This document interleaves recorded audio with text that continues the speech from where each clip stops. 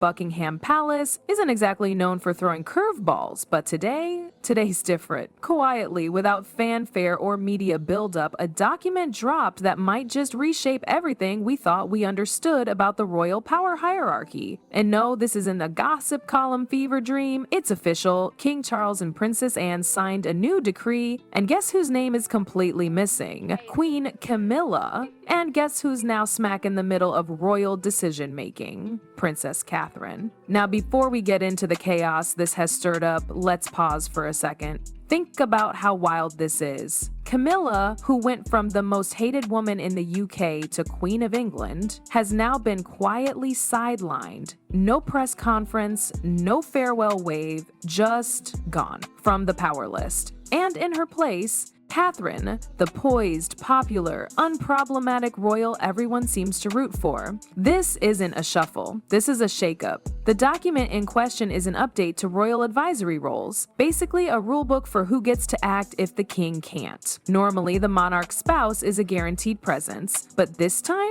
the king's wife is out. Instead, the spotlight shifts to Anne, Edward, William, and now, officially, Catherine. And this isn't symbolic, she's been given concrete roles, advisory power, influence, a seat at the decision-making table. So what triggered this? Well, rewind a bit. King Charles has had a rocky start to his reign, health scares, controversies, and the looming shadow of Diana still hanging over the monarchy's image. Camilla, who once fought hard for acceptance, became queen consort and was gradually accepted by the public. But over the past year, her role began to shrink. Fewer appearances, less spotlight. Meanwhile, Catherine was everywhere. State dinners, charity events, mental health campaigns. The contrast couldn't be more obvious. Behind palace doors, there's been talk of streamlining the monarchy, getting rid of dead weight, making the royal family feel modern. It's why Anne and Edward were added to the counselors list back in 2022 to avoid awkwardness with figures like Prince Andrew or the exiled Harry.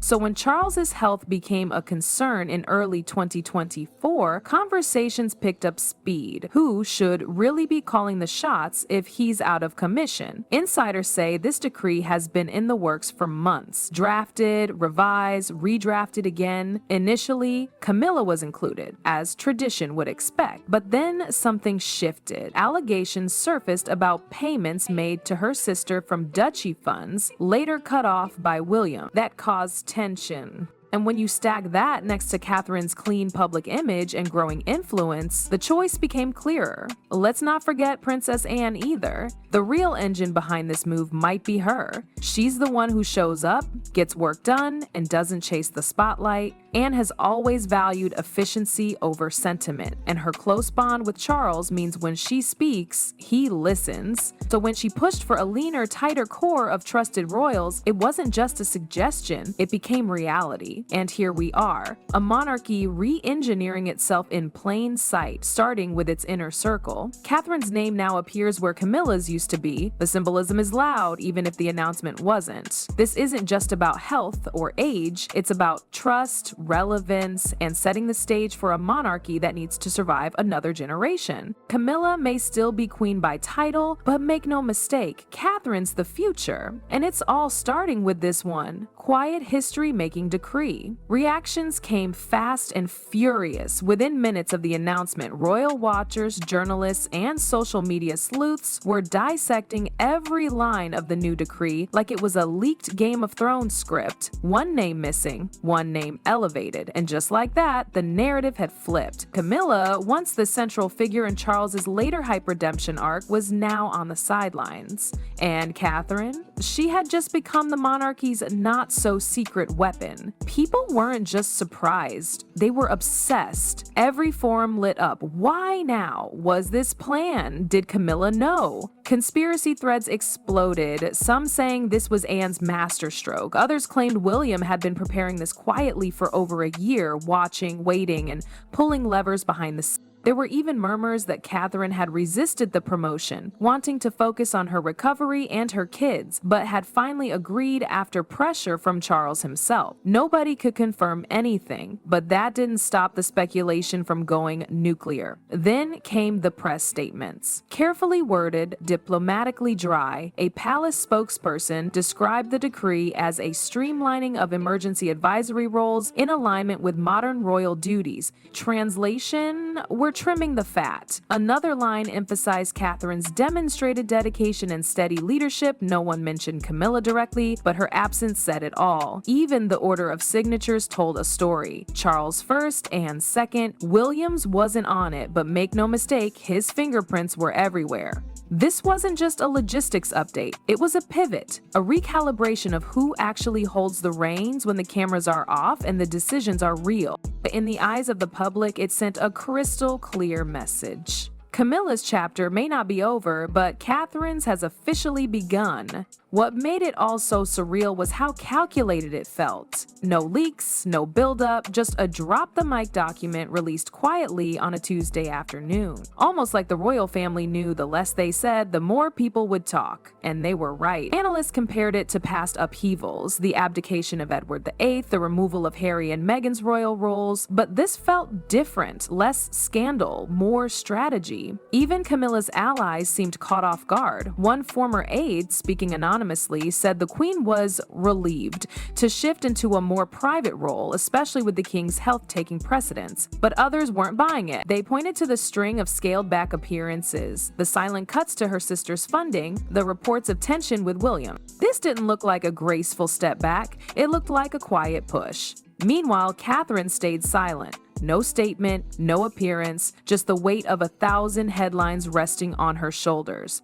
But that's kind of her thing, isn't it? She doesn't over-explain. She doesn't chase attention. She lets her actions speak, and in this case, the action wasn't even hers. It was the institution tapping her on the shoulder and saying, "We need you now." Polls followed. Within 48 hours, Catherine's approval ratings hit a record high, surpassing even the late Queen in some categories. Not because she'd done anything dramatic, but because she represented something people were craving. Stability without the drama, elegance without the ego, the idea that someone could be both powerful and relatable. For the monarchy, this was PR gold. At a time when the institution felt outdated, messy, and vulnerable, here was a figure who brought it back to center. Not with flashy speeches or viral moments, but with quiet consistency, a slow build of trust, and now a formal shift at the table. The power shift wasn't loud, but it was loud enough to change everything. Behind palace walls, the ripple effect was already in motion. Protocol teams scrambled to update internal documents, ceremonial roles were quietly reassigned,